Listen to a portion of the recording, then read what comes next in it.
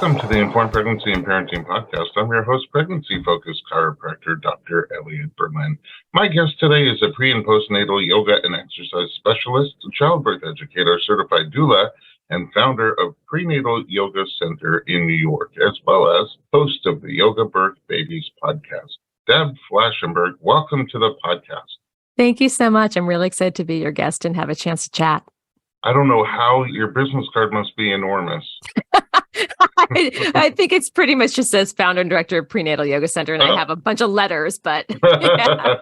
But your wealth of experience and information is enormous, and that's what I'd love to tap into today. But let's start at the beginning. Where are you from originally? Andover, Massachusetts, right outside of Boston. Is it like you go one block out of Boston and you don't talk like that? No. For whatever reason, I did not get the Boston accent. And then I also went to theater school. So any sort of lingering regional accent, they kind of pounded out of me. I think we have a lot in common, but you're much cooler. I also was a drama major. Oh, where? In Yeshiva University in New York. Oh, amazing. And then I somehow ended up on the pathway to, not yoga, I do yogurt, mostly frozen. But all the other things are things that I do too. So I'm like looking in a very cool mirror. Yeah. Actually, I lived up when I first moved to the city. I lived not far from Yeshiva University, so I know exactly where that was. Ooh, in the Heights? Exactly. Yep. Washington Heights. That's where I landed. Wow. Okay. So we do have a lot in common. All right. So no accent. Does your family have the accent? I don't know why that's important. No, it's funny. My dad, he grew up in Massachusetts, and my mom was from Brighton Beach. So yeah, well, she has a little bit of a Brooklyn accent. I don't really hear it, but other people tend to. Yeah, yours is totally tofu. I don't hear any accent at all. And I'm sensitive to accents. All right, moving forward. So all these things that we talked about that you do now, you're the founder and director of Prenatal Yoga Center. What was the pathway? I mean, if you were in theater, that doesn't sound like you were aiming for the director of the Prenatal Yoga Center. No, actually not. I was introduced to yoga from a choreographer, and I really enjoyed it. And I was very much on the theater path. I was doing a tour, the tour of Carousel, and someone's like, okay, I have to meet this person. I think you'd get along with them. So I met this woman, Donna, who did Bikram yoga. Now, at the time, Bikram, the main studio, was right in the theater district. So it was great for a lot of theater folks were there. It was very much great community, great warm up for auditions and dancing. And the more I got into yoga, the less I wanted to perform. I'm like, ooh, should I take a ballet class or should I go to yoga? And the yoga started to win out. And then after doing that particular training, I realized it was not the right fit for me, because if anyone knows Bikram out there listening, it is very much a monologue, which is fine. I don't mind doing a monologue, but there's just no interacting with the people in your class. You can't say, all right, what do you want to work on? And it felt really stifled. And so I was talking to literally, it's hot and it's stifling. So I was talking to some folks, and someone mentioned prenatal yoga. Now, this was back in 2000. So this was, a minute ago, and it wasn't quite the thing it is now. And my mom, who did marketing at the time, she was so excited. She's like, people are always pregnant. They spend money on weddings and babies and pregnancy. And so she was all into that idea of taking a turn. And so at the time, there wasn't a ton. So I made that jump to look for a good training program. But there was a big turn in really becoming passionate about yoga and prenatal when I observed some births. I don't know if you want me to go into what that was all about. Sure, absolutely. But at this time, you don't have kids.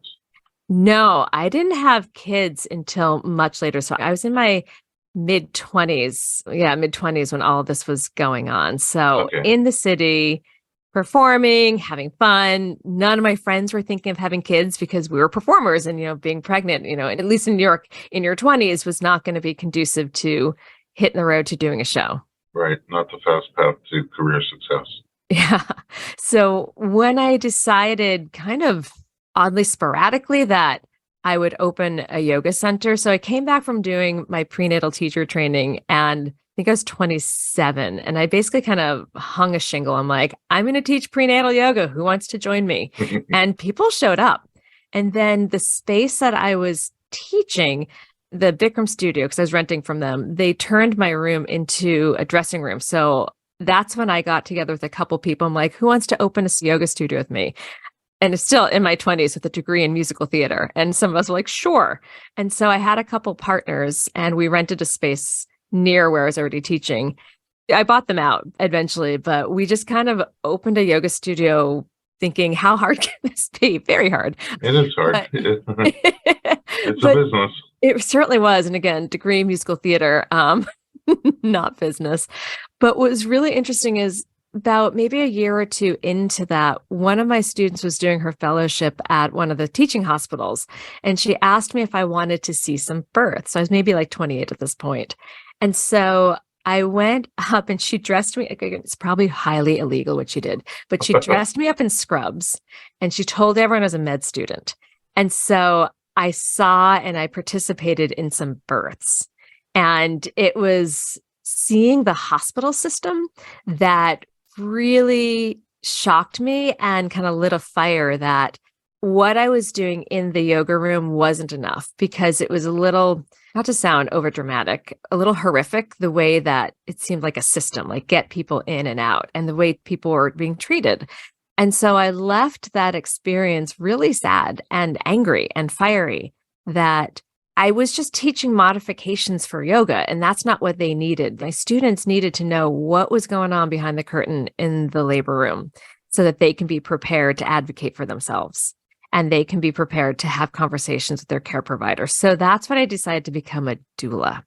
So that was one of my accreditations, but really one of my passions for using the time in the yoga room as an opportunity to teach, inform, and inspire for the students to take a closer look at what do they really want for their births, and do they have a team that's going to support that? Well, that was a really long answer to a basic question of how did I get involved. Oh, so your parents don't have accents? No. No, I'm just kidding. Okay, so it explains you. It was an important story, I think, to hear, because first of all, the way you described your Bikram yoga in the middle of the theater district kind of sounded like theater yoga version of prenatal yoga, like where all the theater pals get together and sort of have a village and community. Yeah. But that's really, to a degree, what prenatal yoga is, because you don't have that kind of support the way we used to from family members. Especially in New York City, where a lot of folks show up for a purpose, a job or whatever, or a dream. And there's like the rare actual New Yorker that grew up there. And most of us are transplants. Yeah. I grew up in New York, but I don't talk like that either anymore. So, yeah, the people are away from their families, away from their village. And when it comes to pregnancy and birth, lots of people have zero data, zero experience, zero exposure to what just normal pregnancy, birth, and postpartum can look like. Mm-hmm. So any kind of community with resourceful information is very valuable. So that progression for you, being able to go there and see kind of what birth has turned into for a lot of people, I guess sparked you to become part of the solution. Yeah, and that's something that's really important at my studios. So we're built on what I call our three-prong theory, and community is really at the foundation, because I see the isolation. And when I eventually had my own kids, even though I had a community, it still felt isolating at times. Mm-hmm. You added more training. Oh, I added, yeah. So I did the doula training and I really loved going to births. I don't do them anymore. It's just with my family now. It's just too much. I have 2 kids. But then I continued, and part of it was my thirst to keep educating myself. And part of it was because people would say to me, well, you haven't had kids. How can you know what's going on? And so that sparked me to then do my Lamaze childbirth educator certification. And that was exciting, because when I could take that knowledge and marry it with the actual going to births and look at what is the evidence-based information, what's Lamaze childbirth educating teaching us, but what am I also seeing in birth unfold, I really liked how they informed each other. And then I did a brief midwifery assistant program down at the farm with the farm midwives. In Tennessee? Yeah, in Tennessee. I admit, wow. It was my first time really in the deep down South, being from the New England, tri-state area. That was interesting. And then I just kept adding. So like so many of us birth workers, I'm a lifetime learner. I want to keep adding. So I did a pelvic floor teacher training.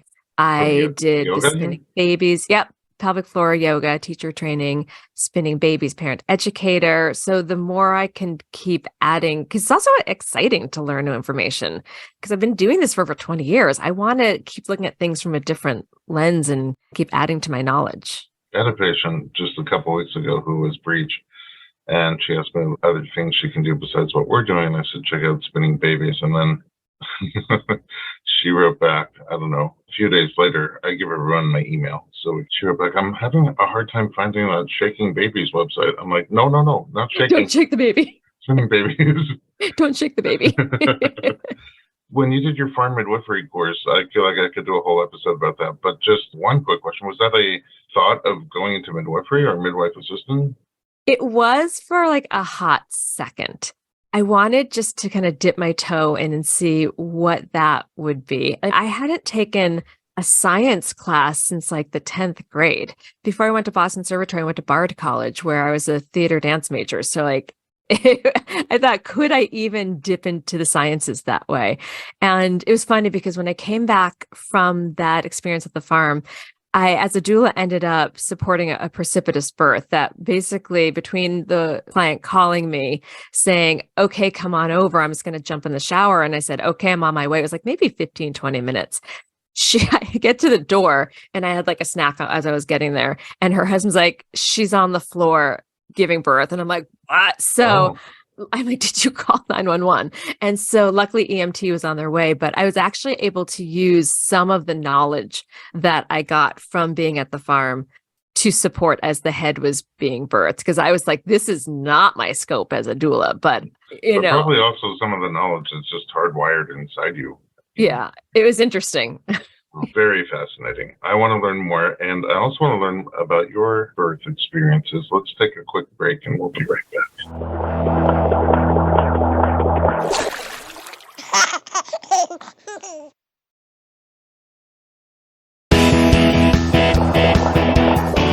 Welcome back. We're talking to Deb Flashenberg. You have 2 kids.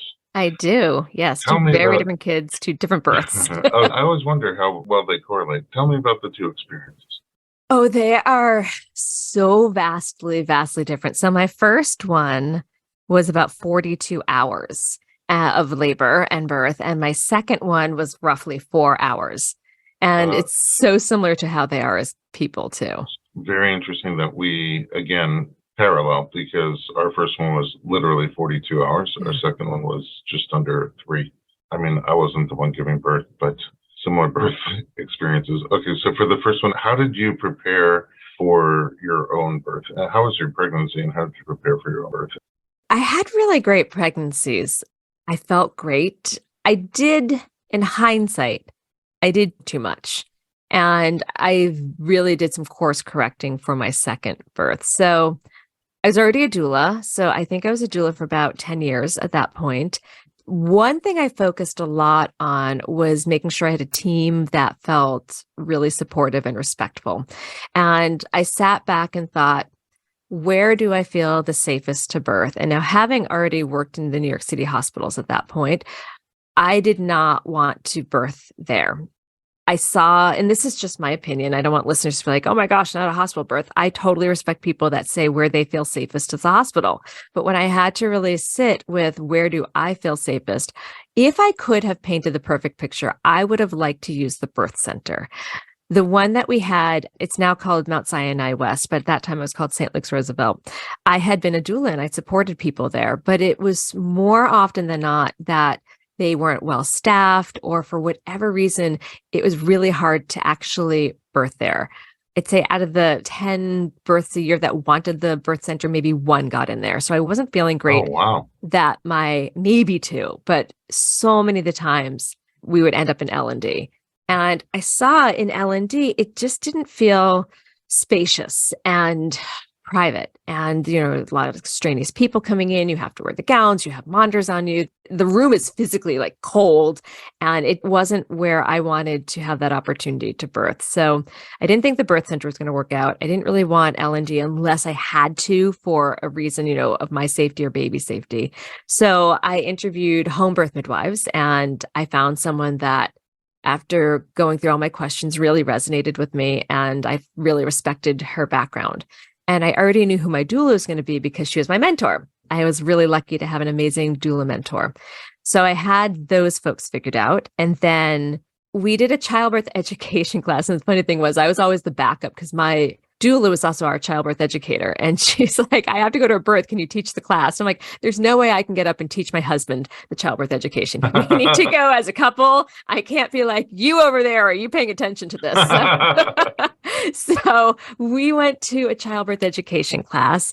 I was still doing yoga, but here's where I now look back was probably not my smartest choice. At the time, so this was, my son is almost 12. So this was, 12, 13 years ago. Understanding the pelvic floor, I don't think was as strong as it is nowadays. There's so much social media about it. Since then I've done a pelvic floor teacher training, but I don't think I really understood. I was a big cyclist. All my spinning and weight training was doing, now to my pelvic floor, to my psoas. I already had some scoliosis, my core.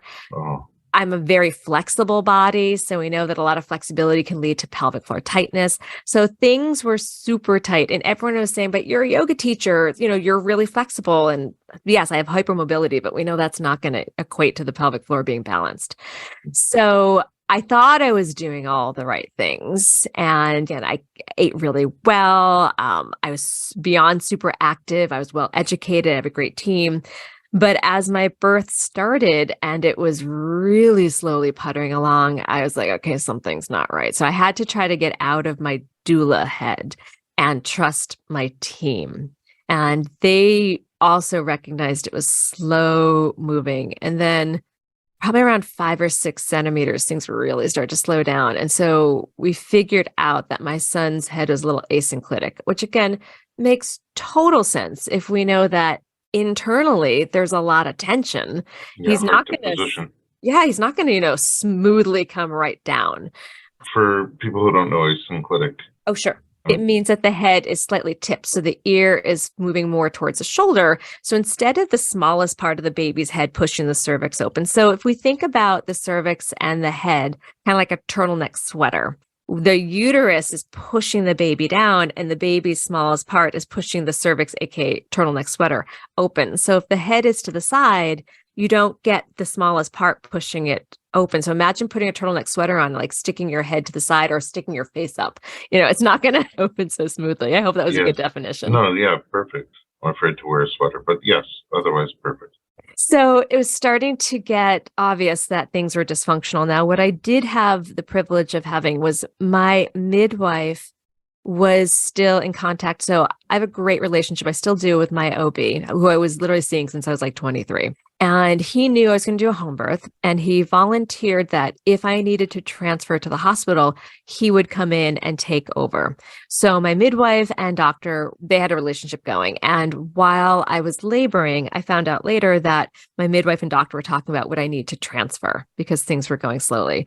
And my midwife was saying that the baby's heart rate was great. My blood pressure was great. Water hadn't broken, no fever. So let's keep seeing what we could do at home. So my midwife and my doula and my husband are trying to help reposition the baby. So I was doing all sorts of things to open the pelvis. And what kind of things? I was doing side lunges. I was walking stairs. They at one point had me at this angle. So the midwife and doula pulled out a rebozo. I think my husband must have been holding my feet. I don't even remember exactly how I got upside down, but my shoulders and head were down. The midwife had one side, the doula had the other. They had it under my hips. They were shaking my hips while I was inverted. And I think my husband must have had my feet like over his shoulders so that I was at this angle. So they were trying to dislodge the baby to help rotate. And then I did like a butt up child's pose for like 40 minutes. They did a lot of shaking of the hips. This is theatrical. This was very theatrical. They had me in the shower to try to soften the ligaments. It was a lot. And eventually around 8 centimeters, I think that's when my water broke. And I think she tried to have me start to push. And then that went pretty quickly. But then there was a lip to the cervix because his head was asynclitic. So she was trying to have me push and move that little bit of cervix over his head. And then I think I was just exhausted. I think I yelled out, "Can't you just pull it out?" And that's when we took a break. And she said, "Just labor and let's see if that lip goes away. And I remember walking in to my kitchen just in total despair and tired because at this point it was well into 30-ish hours. And I just looked at her. I'm like, should we just go to the hospital and have them just take him out? And she's like, is that what you want to do? And I just looked at her and I was like, no, I don't. I mean, part of me did, but part of me is like, let's just keep going. And I think part of it was, and maybe this is a lot of pressure I put on myself, I felt like I was a bit of a leader in my community. And I felt like if I just threw the towel in, what was that saying? Now, in hindsight, would that have been a bad thing for my body and probably my mind? Probably not, because continuing to go through that type of labor with such stress, it really did a number on my pelvic floor because I pushed for 5 hours. So think about like that downward pressure. So as a doula, I had seen people have these long labors, and an epidural actually was helpful because it relaxed the muscles. Like, I never want to demonize medicine. And I think I did in my own mind that I'm like, no, I can't do this. Let's keep going. And it could have done a great thing to relax my pelvic floor and my ligaments so that maybe his head would have turned. So we kept going. And eventually I birthed an 8-pound baby, remarkably without any tearing. Like, wow. My pelvic floor, while, it was kind of a hot mess after, no tearing at all. And as I was working with a pelvic floor physical therapist to rehab, that's when I really got an insight into how all that activity, again, I think activity is great. And I'm not trying to say like never cycle, but I think I took it too far and I didn't support my body in what I was doing. So for baby 2, I saw a chiropractor. I saw a physical therapist. I worked with a pelvic floor PT just to make sure that everything was really well balanced, because we know that when things are more supported and balanced internally, it can make it easier for baby to be born without obstructions. So I learned a lot from that birth, and it really actually changed how I taught because it gave me a new focus about body balance and the importance of it. But it was a tough birth. It was a really tough birth. And he's a tough kid. My 11-year-old is a tough kid. So, well, it's interesting on a couple of different levels. I always sort of, when I talk about musculoskeletal health, I talk about duct tape and WD-40. So where things are too stiff, tight, rigid, not moving as well as they should, you need some WD-40, something to loosen that up, release the excess tension, restore motion, either in the soft tissues like muscles and tendons, or at joints between the bones. There should be good movement. That's me. That's what we do in our practice. But then the other side of that is duct tape, where you do things that take areas that are too weak or unstable and strengthen them up, tighten them up, short them up together. And sometimes super athletic-y people just do a lot of duct tape and not enough WD-40. So you end up in the misnomer is, that's the other thing, is that if I can get into flexible poses, then I must not need any WD-40. Yeah, I absolutely, it was way too rigid, way too tight. And that really informed me of the importance of strength. And as someone that came from a dance background, it was a lot about flexibility. I had stamina, I had strength, but now when I teach, it's so much more about, like you said, like the duct tape and WD-40. Sometimes we need to loosen up and sometimes we need to support. And for a lot of folks, we need to have stronger hip muscles and pelvic, like in the glutes and like all that, where a lot of us are like, oh, let's just stretch. So it really informed my teaching, and it informed how I went into my whole second pregnancy, because I didn't want to repeat that. How was the birth? That one was almost said delightful because it was so quick. It was intense. Don't get me wrong. It was very intense. Like, I remember that day, my son was in preschool and it was a block from our house, our apartment. I was living in New York at the time. And I dropped him off that morning. I'm like, this could be labor. So I went to get myself a nice big salad for lunch. And I just let everyone know that, I don't know, maybe I'm in labor. I don't know. And when I picked him up at like 12:30, I'm like, okay, I think labor is starting. I still wasn't 100% sure. And then I needed to get him down for a nap. So I think by 2:00, I had him down for a nap. And that's when labor, it was talking about mind-body connection. I'm like, body, you cannot go into strong labor until this kid is down. And then I can call in the team. So I called my husband. I'm like, come home. It went pretty quickly. And I started to feel a little overwhelmed at one point after my doula showed up around like 4:30, and my midwife got there and she was like, "Are we in for another long one, Deb?" I'm like, "Nope, I don't think we are." So around, I think when everyone showed up around 4:30, things turned again in a much stronger direction. Now, I remember at one point my doula, when I was starting to get angry at the contractions and everyone around me, she's like, "Let's switch you up and get you into the shower." And I was like fighting her. I'm like, "I'm not moving. I hate everyone. This is awful." And she's like, "We're getting in the shower." I reluctantly went in there, and it was the best thing possible. It was quiet. No one was bothering me. I was vocalizing every contraction. My midwife's hand would just poke into the shower with the Doppler and just listen and then go away and just poke in and poke out. And then at one point, maybe like 15, 20 minutes later, my doula moved me to the bed. Of course, I was reluctant about that. And I had one contraction on the bed saying, "This is awful." And then all of a sudden, I started to feel something coming out. And in my head, I'm like, it doesn't really hurt. What can it be? And it was the bag of water because my water hadn't broken yet. So the midwife was starting to walk out of the room and I yelled, "Something's coming out." And she turned right around because I was in my bed. She lifted the sheet and she's like, "Yep, something's coming out." Someone. Someone.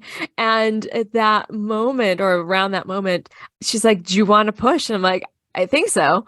And my water broke. And I think it was like 2 pushes later, about 6 minutes later, my daughter was born.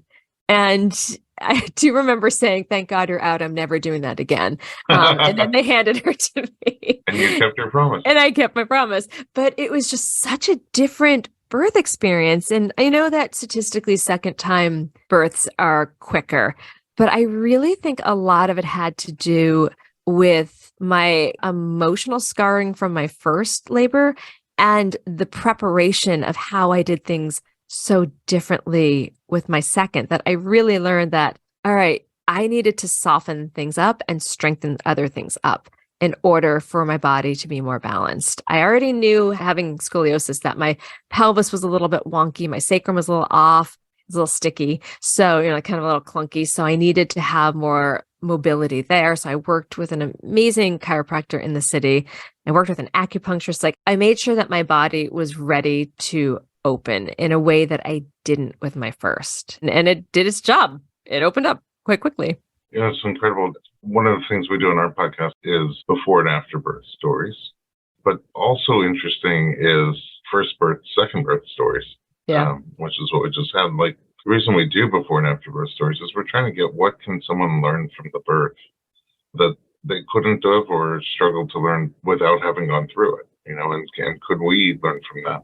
But also hear very powerful lessons from first birth versus second birth on someone who did go into birth with a lot of knowledge and experience and exposure. So thank you so much for sharing that. Thank you. Let's take a little break, and when we come back, we will talk a little bit more about the work that you're doing and your podcast. Don't go anywhere. We'll be right back.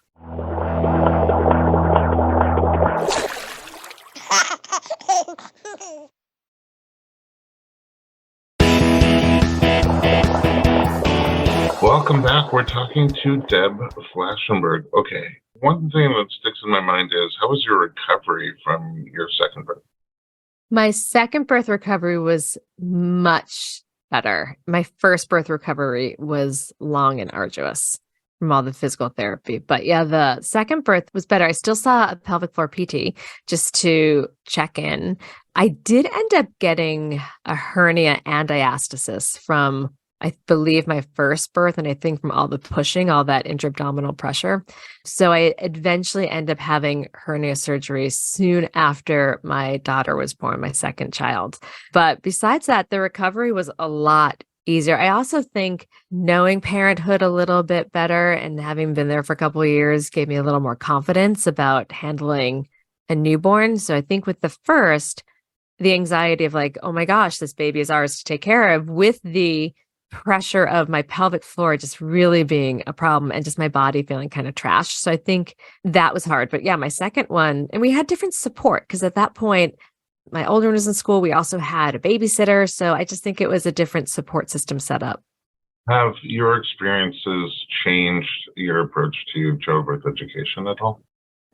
Childbirth education and the yoga work. I think it's more about whole body preparation in the fact that from a physical standpoint, I wonder if I had the knowledge of pulling back from all the exercise. Again, exercise is great, but balancing the exercise with body work, like chiropractic work, which I believe so much in, I think things would have been different. So I absolutely have changed in my aspect of how we prepare our bodies and mind for it.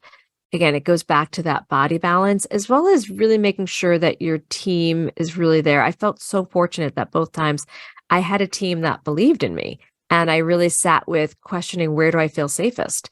And it's something I really want my students to think about for themselves and education in general, because I was so surprised the other day. It was after class, after our prenatal classes, and one of our students was talking about, she was looking on we have a big chalkboard of all of our workshops, and she was saying, so which ones do you think I absolutely need? I'm like, well, all of them. And she's like, I think 34 or 35 weeks pregnant. And she was like, oh, that childbirth class just doesn't fit in my schedule.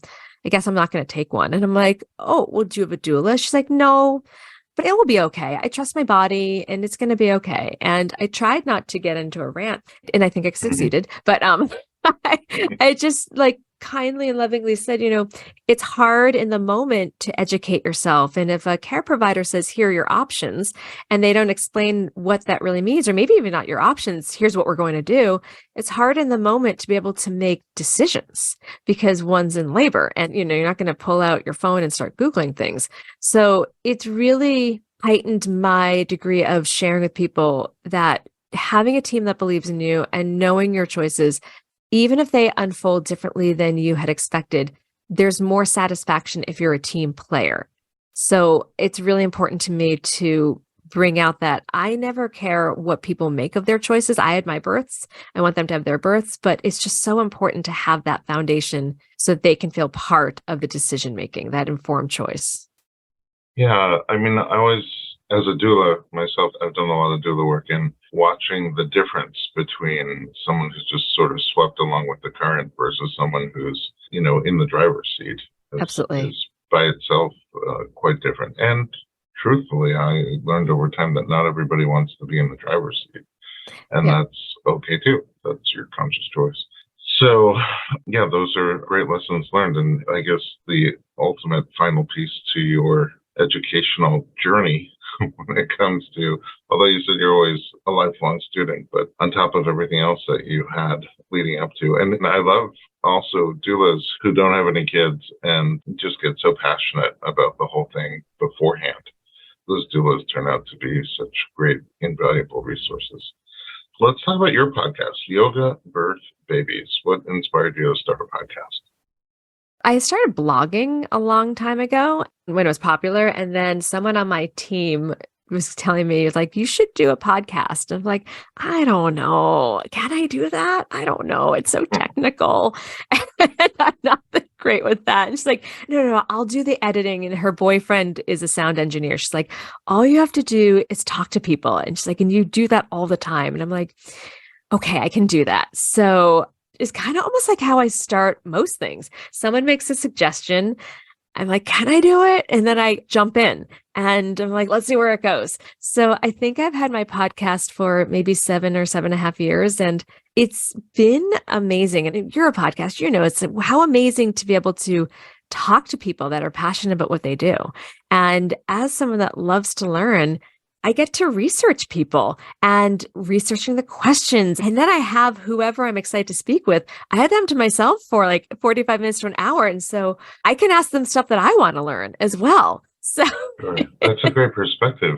And that's the whole thing. Like, I'm just a student in podcasting. I'm learning from you right now together with the audience. But, I get to direct like some of the conversation and sort of fulfill my curiosity. But it's been incredible as a podcaster just to be able to go to the source of the people who have the education, the experience, the information, and can really package it together in a very digestible way. And I wonder for you, what are some of your favorite episodes of your podcast? Oh my gosh. One of my favorites, Penny Simpkins. Oh, I could not believe she said yes. And I was such a dork. I'm like, you're like my John Lennon. Like I literally said that. I really, really enjoyed that because I mean, talk about going to the source. She just has so much knowledge. I really enjoyed Penny Simpkins. I also had done a couple with Gail Tully from Spinning Babies. It's something I've been studying. And I found her fantastic. Dr. Rachel Reed, I think I did 2 with her. She's from Australia, if you don't know her. She's a midwife. yeah. Oh my gosh, she's fantastic. I'll do an intro email if you guys want to connect. She's Sure. amazing. Thank you. She did one on induction and she did one on protecting your perineum. She's just fascinating and fierce. And I think another one of my favorite was from my pelvic floor yoga teacher, Leslie Howard, because she taught me so much. So again, it goes back to the ones that I keep coming back to what you said, like go to the source. So if I'm excited about the topic and I want to learn, I want to be able to ask the questions that linger in my head as well, because if they're in my head, they're probably in the listener's head and in my student's head as well. And not everyone gets the opportunity to talk to those folks. So I think those are some of my favorite podcasts. Well, now I have a list of ones that I'm going to go listen to. Deb, do you have any final thoughts to share with our audience? Couple. I guess the main thing is when someone is pregnant, don't drive yourself crazy with preparing. Find out what feels best for you. I'm always going to come back to body balance and mental preparation is important, but then also respect that all the work you do is never in vain and that baby may have its own ideas of how it needs to be born. So even if birth doesn't unfold as you envisioned, you still spent mindful time connecting to your body and your baby and mindful choices. And then to also respect how baby wants to be born and moving with a sense of grace and kindness for yourself through pregnancy, birth, and definitely parenthood. Incredible pearls of wisdom. Thank you.